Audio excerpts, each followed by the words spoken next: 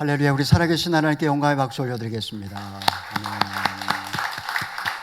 네, 올 한 해는 1대1과 큐티에 저희가 전념을 하려고 합니다. 이번에 동반자반과 양육자반 개강할 때 아직 양육자반 교육을 받지 못하신 분들 이번 주에 제가 연락을 드릴 건데요.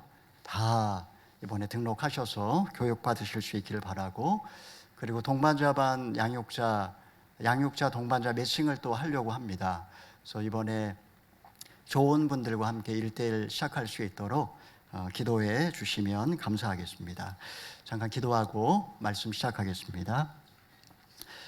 영원히 찬양을 받으실 주 여호와 우리 아버지 하나님, 이 시간에 마음을 열고 가슴을 드높여 하나님을 찬양하고 주님의 이름을 송축하며 겸비한 마음으로 주님 말씀 듣기를 원합니다.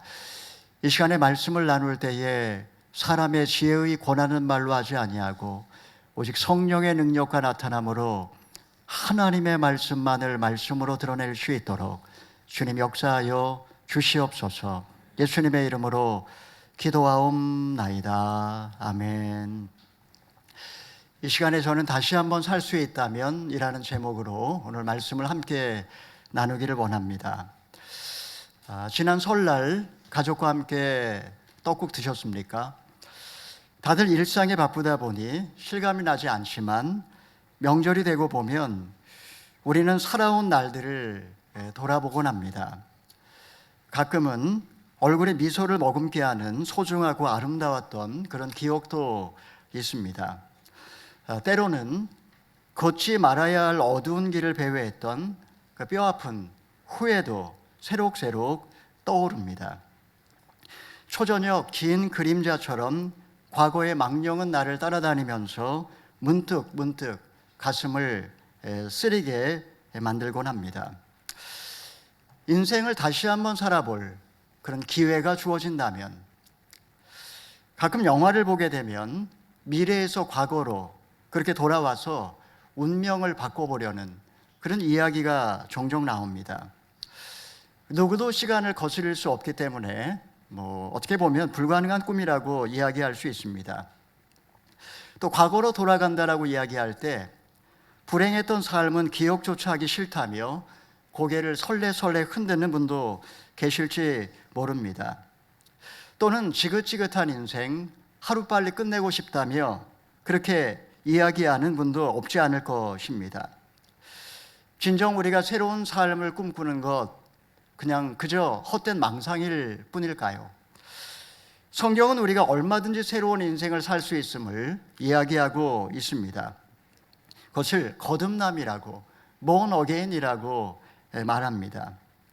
물론 우리가 모태에 다시 들어가 태어날 수는 없습니다. 그럼에도 불구하고 인간은 모두 다 무의식적으로 모태로의 회귀를 갈망하고 있습니다. 잠을 잘 때 우리가 어린아이처럼 몸을 구부리고 잠을 자는 것은 바로 태중에 있었을 때의 그 기억을 떠올리면서 그쪽으로 다시 돌아가고 싶은 욕망을 이야기하는 것입니다. 인간은 누구나 후회로 가득한 과거를 다 지워버리고 다시 시작하고 싶은, 다시 태어나고 싶은 그런 무의식적인 갈망이 다 있다라는 말입니다. 이 시간에 우리는 본문 말씀을 통해서 우리가 다시 살 수 있는 비결, 다시 살 수 있는 길에 대하여 함께 말씀을 나누어 보고자 합니다. 우리 1절의 말씀 함께 읽어보겠습니다.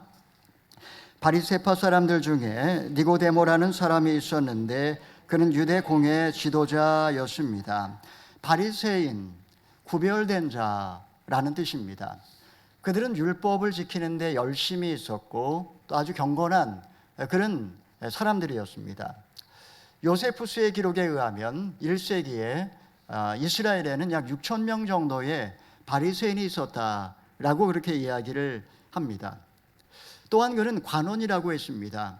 이 관원이란 그 당시의 사법과 입법과 행정의 그 모든 막강한 그 최고 의결 기관이었던 산헤드린의 공회원이었다, 이런 말입니다. 10절에 보면 그는 이스라엘의 선생이었다라고 성경은 이야기를 하고 있고 19장 39절에 보게 되면 100근이나 되는 향료를 예수님의 장례를 위하여 드릴 만큼 그는 아주 부요한 사람이었음을 알 수가 있습니다. 바리새인이라는 말은 그가 신앙적으로 매우 경건한 사람이라는 뜻이요, 유대의 관원이라는 말은 그가 세상적으로 매우 성공한 사람이라는 말이며, 이스라엘의 선생이라는 뜻은 그가 최고의 지성이라는 것을 의미하며, 부자라는 것은 그의 삶이 넉넉하고 풍요롭다라는 것을 뜻한다라고 할 수가 있습니다.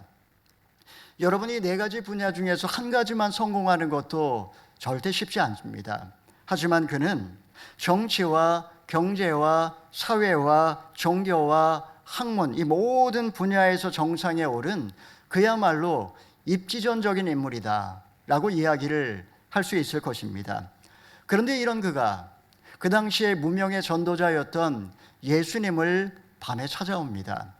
그에게 무슨 일이 있었던 것일까요? 우리 2절의 말씀을 읽어봅니다. 그가 밤에 예수를 찾아와 물었습니다. 라삐어, 우리는 당신이 하나님께로부터 오신 선생님인 것을 알고 있습니다.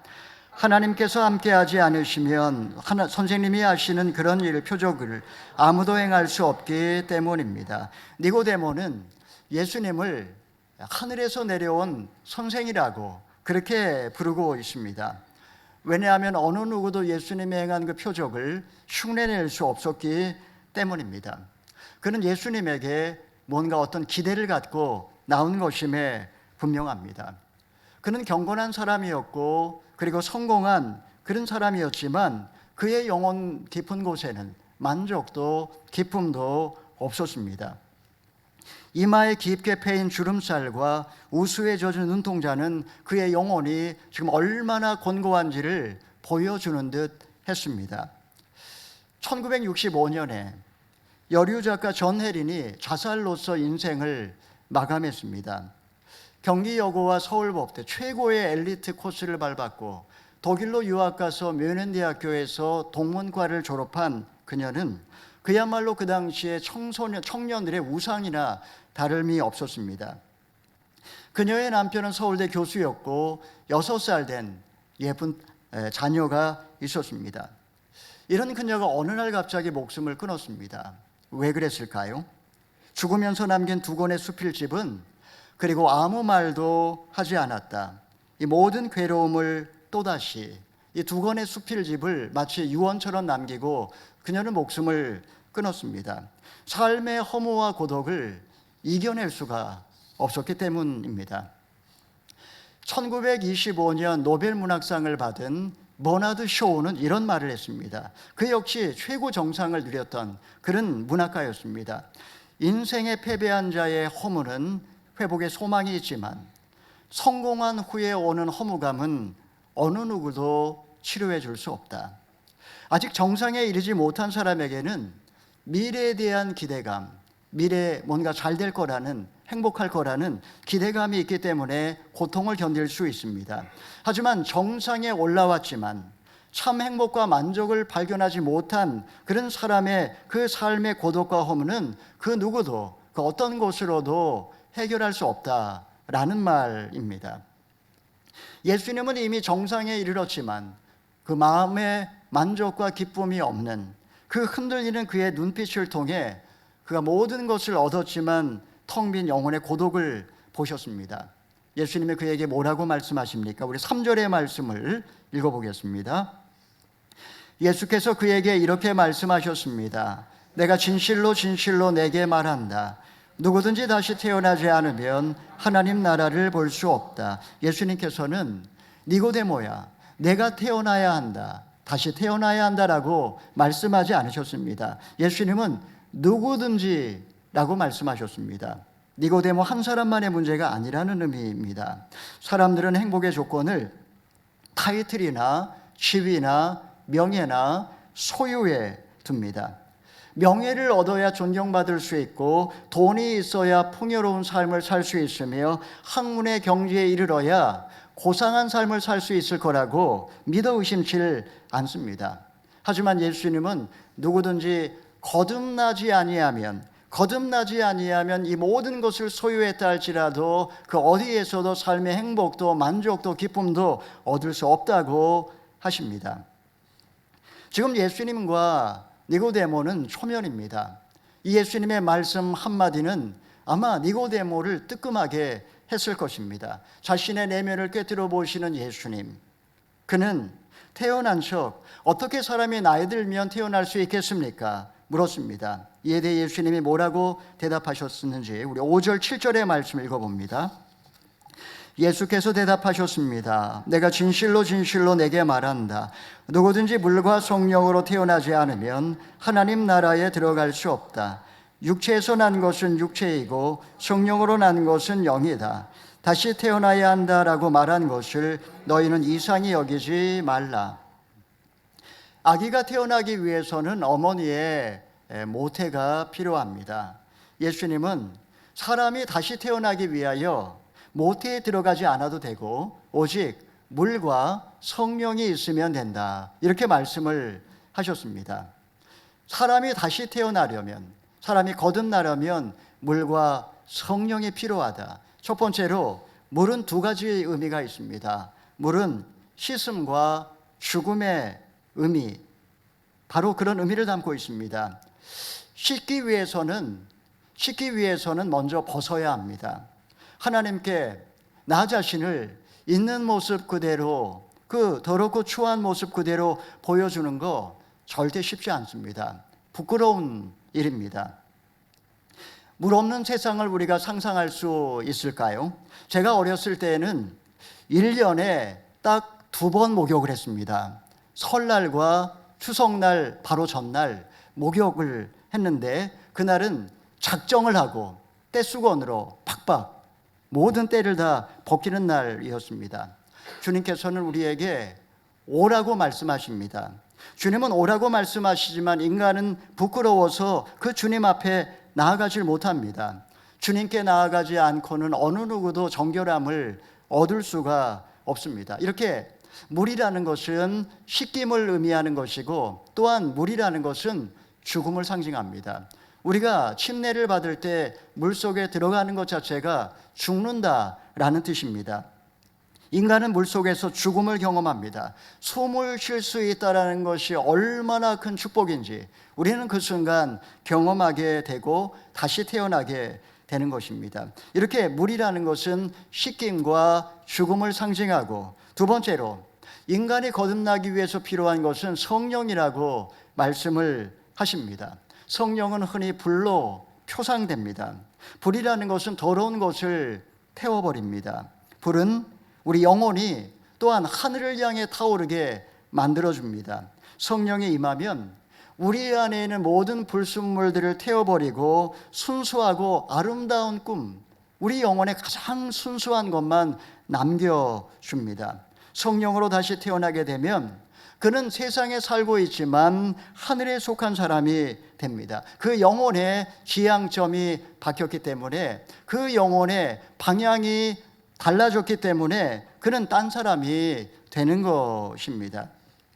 거듭남이란 영어로 보면 위로부터 출생한다, 이렇게 번역을 했습니다. 여러분, 우리 모두는 다 아래로부터 태어났습니다. 흙에서 왔으니 결국 흙으로 돌아가는 존재입니다. 아무리 아름답고 고상하고 똑똑해도, 아무리 멋진 옷을 입고 높은 지위에 오르고 자기 수양을 쌓아도 먼지에 불과합니다. 쉽게 부서지고 먼지가 날리고 결국에는 바람과 함께 사라질 그런 존재, 그게 인간인데, 그 인간이 원래 창조의 목적대로 살기 위해서는 반드시 제2의 탄생, 위로부터 다시 태어나야 된다라고 주님은 말씀을 하셨습니다. 베드로 사도도 이 거듭남에 대하여 다음과 같이 이야기합니다. 우리 베드로전서 1장 3절 4절의 말씀 읽어봅니다. 우리 주 예수 그리스도의 아버지 하나님을 찬양합니다. 하나님께서는 그분의 풍성하신 긍휼을 따라 우리를 거듭나게 하시고 예수 그리스도를 죽은 사람으로부터 살리시어 산 소망을 얻게 하심으로 여러분을 위해 하늘에 쌓아둔 썩지 않고 더러워지지 않고 쇠하지 않은 유업을 얻게 하셨습니다.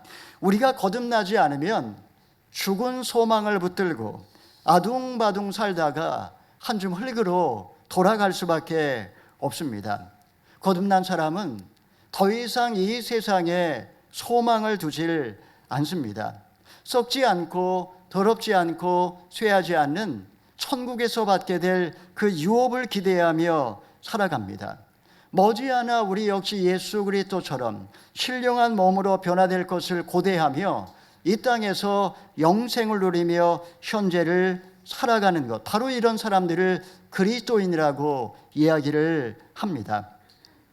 많은 사람들이 예수님 안에서 이 거듭남을 체험한 다음에 고백하는 그 공통적인 소감이 있습니다. 세상이 달리 보인다는 것입니다. 세상이 완전히 달라졌다는 겁니다.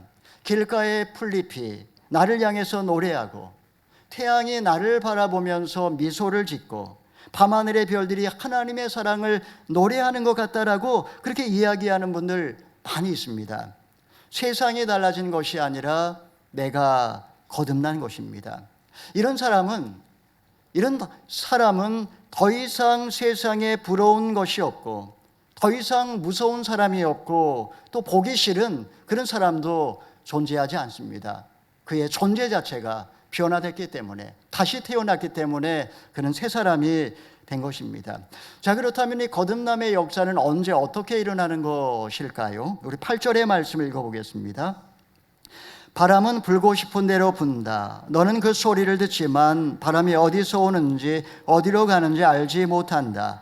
성령으로 태어난 사람도 모두 이와 같다. 바람이 눈에 보이진 않습니다. 어디에서 와서 어디로 가는지 알 수가 없습니다. 그렇다고 해서 바람이 존재하지 않는 것은 아닙니다. 바람의 위력이 얼마나 대단합니까? 매우 빠르게 부는 바람은 무섭게 일렁이는 파도, 질풍노도를 만들어냅니다. 이것이 바로 성령의 역사와 비슷합니다. 성령의 역사도 눈에 보이지 않고 예측 불가하지만 엄청난 놀라운 파워를 갖고 있습니다. 지금 그 사람의 내면에서 무슨 일이 벌어지고 있는지 알 길이 없지만 분명한 것은 지금 그 안에서 뭔가 일어나고 있다. 지금 겉으로 눈물이 흐르고 열정이 되살아나고 기쁨이 넘치고 삶이 변화된다라는 것, 바로 이것이 성령 안에 거듭난 사람의 모습이라는 사실입니다. 자, 니고데모는 이 거듭남의 신비에 대하여 도무지 무슨 말인지 이해할 수가 없었습니다. 우리 9절에서 12절의 말씀 읽어봅니다. 니고데모가 예수께 물었습니다. 어떻게 이런 일이 있을 수 있습니까? 예수께서 말씀하셨습니다.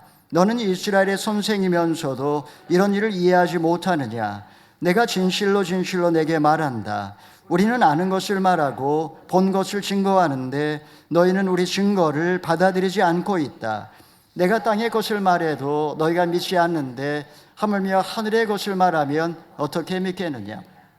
예수님은 이 거듭남의 신비는 결코 어려운 것이 아니라고 그렇게 말씀을 하시는 겁니다. 내가 이스라엘의 선생이라면 당연히 이 정도는 알고 학생들에게 가르쳐야 하지 않느냐고 반문도 하십니다. 이스라엘의 선생, 당연히 이 정도 새 사람으로 사는 인생, 거듭난 인생에 대하여 가르칠 수 있어야 한다라고 했습니다. 선생이란 먼저 태어난 자라는 뜻입니다. 하지만 먼저 태어났다라고 해서 누구나 다 선생이 되는 것은 아닙니다.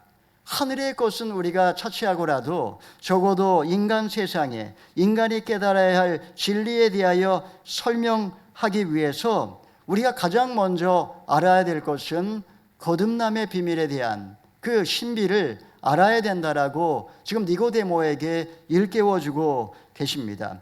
자, 그러면 이 거듭남의 신비가 결코 어려운 진리가 아니라면 이 거듭남의 비밀을 어떻게 깨달아 알 수 있을까요? 주님은 바로 그 비밀을 풀 수 있는 열쇠에 대하여 이제 설명을 마지막으로 해주십니다. 그것이 무엇인지 13절에서 15절의 말씀 읽어봅니다. 하늘에서 내려온 사람 곧 인자 외에는 하늘로 올라간 사람이 없다. 모세가 광야에서 뱀을 들어 올린 것 같이 인자도 들려야 한다. 그것은 그를 믿는 사람마다 영생을 얻게 하려는 것이다. 이 말씀은 민수기 21장을 배경으로 설명하는 것입니다. 이스라엘이 하나님께 범죄하여 심판을 받는 장면이 나옵니다. 광야의 길이 험하고 물이 없자 그들은 하나님을 원망하기 시작했습니다. 하나님께서는 그들에게 독사를 보냈고 그들을 물게 했습니다. 온 몸에 독이 퍼지자 그들은 몸이 퉁퉁 부으면서 신음하며 죽어가기 시작했습니다. 그들은 하나님께 원망했던 죄악을 회개하며 울부짖자 하나님께서는 모세에게 놋으로 뱀을 만들어 장대에 높이 매달라고 누구든지 그것을 보는 자마다 구원을 받을 거라고 그렇게 말씀을 하셨고, 실제로 누구든지 그 장대에 매달린 놋뱀을 보는 자마다 나음을 입는 기적을 경험했습니다. 여러분, 놋으로 만든 뱀에게 어떤 신령한 능력이 있었던 것이 아닙니다. 하나님은 믿음으로 바라보는 자에게 자비를 베풀어 주시고 낫게 해주신 것입니다. 여러분, 바로 이 놋뱀이 2000년 전에 십자가에 매달린 예수 그리스도를 상징합니다. 하나님의 아들이 이 세상에 오셨고 하나님의 아들 예수 그리스도 역시 나무에 매달리셨고, 이제는 누구든지 그분을 바라보는 자는 구원을 얻고 영생을 누리게 되었습니다. 여러분, 상상해 보십시오. 만유의 하나님께서 하늘의 영광을 다 버리고 이 세상의 제물이 되어 인류를 구원하기 위하여 속죄 제물이 되었다. 여러분, 이 안에는 인간을 향한 하나님의 그 한량없는 사랑, 그 사랑의 신비가 다 녹아 있는 것입니다. 바로 이 십자가가 거듭남의 신비를 풀 수 있는 열쇠라고 주님은 말씀을 하십니다. 우리 로마서 5장 8절의 말씀 읽어봅니다. 그러나 우리가 아직 죄인 되었을 때 그리스도께서 우리를 위하여 죽으심으로 하나님께서는 우리에 대한 그분의 사랑을 나타내셨습니다.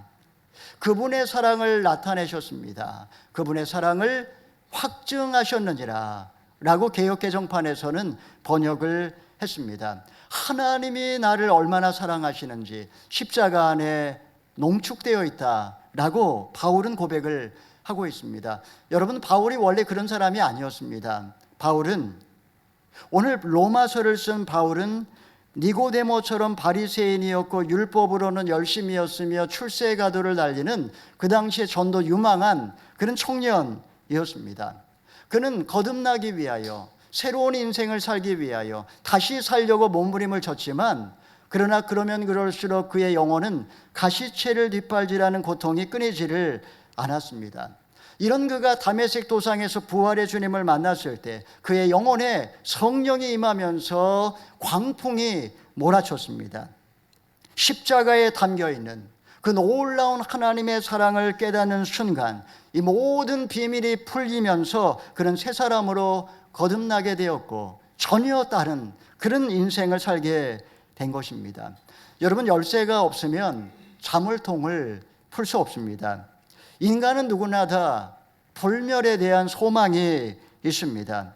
그렇기 때문에 죽어도 썩지 않으려고 미라를 만들고 다음 세대를 통해 생명을 이어가려고 자녀들에게 애착을 갖고 그리고 자녀들에게 유산을 물려주고 하는 이유가 사실은 다 죽지 않고자 하는 불멸에 대한 갈망 때문에라고 할 수 있습니다. 하지만 육으로 난 것은 결국 육이기 때문에 늙고 병들고 죽고 흙으로 돌아갈 수밖에 없습니다.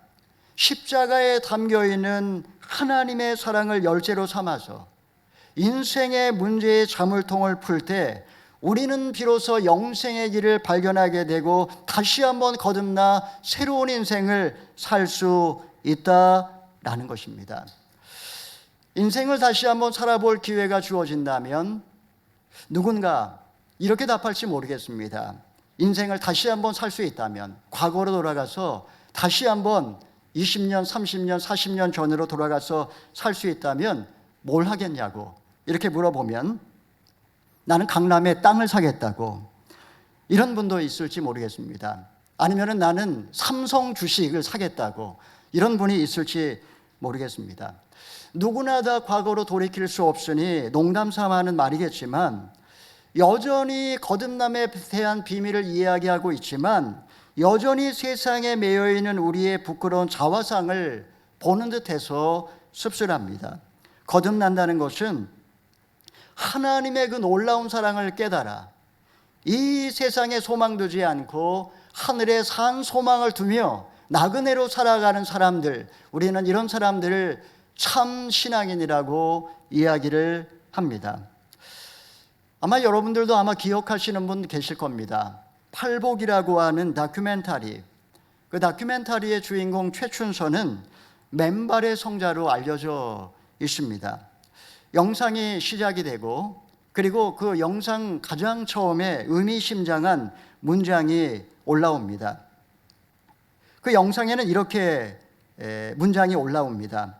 나는 나무에게 물었다. 하나님에 대해 말해주겠니? 그러나 나무는 꽃을 피웠다. 부잣집에서 태어난 그는 와사다 대학교에서 일본으로 유학을 갔고, 최고의 명문이라고 할 수 있는 와세다 대학교에서 유학하는 중에 그리스도를 만나 거듭나게 되었습니다. 그는 김구 선생을 도와서 상해로 건너가 독립운동을 했고, 해방 후에는 다시 이제 한국으로 돌아온 다음에 부모님이 유산으로 물려준 김포에 있는 그 수만 평의 어마어마한 금싸라기 땅을 다 쪼개가지고 실향민들과 그리고 가난한 사람들에게 다 나누어 주었습니다. 그러고 난 다음에 그는 일생 가난한 전도자로 살았던 것입니다. 영혼이 맑은 아이들 눈에는 천사들만 보이는 것일까요? 그의 영혼이 얼마나 맑은지 그 영상을 보는 내내 가슴이 뭉클뭉클 할 때가 참 많았습니다. 죽음을 2달 앞둔 어느 날, 이 PD가 지하철에서 다시 그를 만나 인터뷰를 합니다. 그런데 그는 제작자에게 이렇게 고백을 합니다. 어머니 기도의 응답으로, 하나님의 축복으로 세상에 부러운 사람이 없고 무서운 사람이 없고 보기 싫은 사람이 없고 얼마나 감사한지요. 부러운 사람이 없는 사람은 법률 없이 1등 부자예요. 미운 사람이 없는 사람은 세상의 1등 권세예요. 세상 왕들의 억만배 권세예요. 이 말을 남기고 그는 2달 후에 지하철에 앉아 그 영혼이 떠나 하나님의 나라로 돌아갔습니다. 여러분은 지난 인생 다시 살 수 있다면 어떻게 사시겠습니까? 때로 걷지 말아야 할 어두운 길에서 배회했던 그 뼈아픈 과거를 우리는 매일 오늘도 반복하고 있는지 모릅니다. 스스로 거듭난 그리스도인이라고 믿고 있지만 여전히 세상에 속한 천박하고 부끄러운 우리의 모습을 발견하고 절망할 때가 얼마나 많은지요. 내게로 향한 눈을 들어서 십자가의 주님을 바라볼 때 내가 앞으로 가야 할 길이 열리기 시작할 것입니다. 사랑하는 여러분, 인생이 고단하고 힘들어도 시선을 돌이켜 십자가의 주님을 바라볼 때 나는 다시 일어설 수 있습니다. 초저녁의 긴 그림자처럼 과거의 망령이 나를 따라다니며 부끄럽게 해도 하루하루의 삶의 무게에 짓눌려 호흡조차 힘겨워 차라리 죽고 싶을지라도 살아계신 하나님이 지금도 역사하기에 우리는 오늘 새로운 꿈을 꿀 수 있고 이 시간 새로운 피조물로 다시 거듭날 수 있음을 믿으시면 아멘 하시기 바랍니다. 사랑하는 성도 여러분, 인생이 고단하다고 해서 삶을 포기하지 마십시오. 삶이 곤고하고 허무하다고 해서 절망하지 마십시오. 세상 어디에도 영혼의 진정한 만족과 기쁨을 가져다 줄 수 있는 것은 아무것도 없습니다. 후회로 가득한 과거를 지워버리고 새 인생을 살고 싶다면 여러분 지금이라도 늦지 않았습니다. 십자가에 담겨있는 하나님의 사랑이라는 그 열쇠를 가지고 지금 얽히고 설켜있는 여러분의 인생의 자물쇠를 여시기를 바랍니다. 인생을 다시 한번 살아볼 기회가 주어진다면 우리 모두가 과거의 모든 죄를 씻김받고 오늘 다시 새로운 피조물로 거듭나 하늘에 속한 사람으로 산 소망을 가슴에 품은 채 이 땅의 영생을 누리며 기쁨과 감사함으로 남은 인생을 사시는 저와 여러분 다 되시기를 주님의 이름으로 축원합니다. 아멘. 이 시간에 말씀에 의지하여 기도하기 전에 찬양하기 원합니다. 내게로부터 눈을 들어 주를 보기 시작할 때 주의 일을 보겠네. 성령이 나를 변화시켜 모든 두려움 사라질 때 주의 일을 보겠네. 주님을 볼 때 모든 시선을 주님께 드리고 살아계신 하나님을 느낄 때 나의 삶은 주의 역사가 되고 하나님이 일하기 시작하네. 우리 가사의 의미를 생각하며 우리의 신앙의 고백을 주님께 바치겠습니다.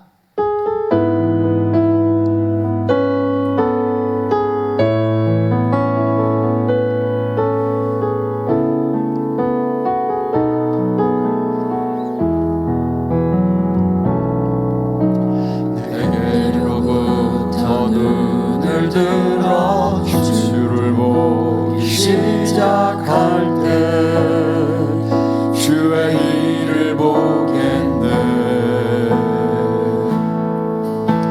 내 작은 마음 돌이키사 하늘에 꿈꾸게 하네. 주님을 볼 때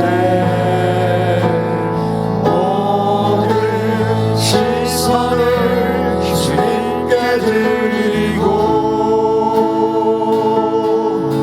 살아계신 하나님을 느낄 때 내 삶은 주의 역사가 되고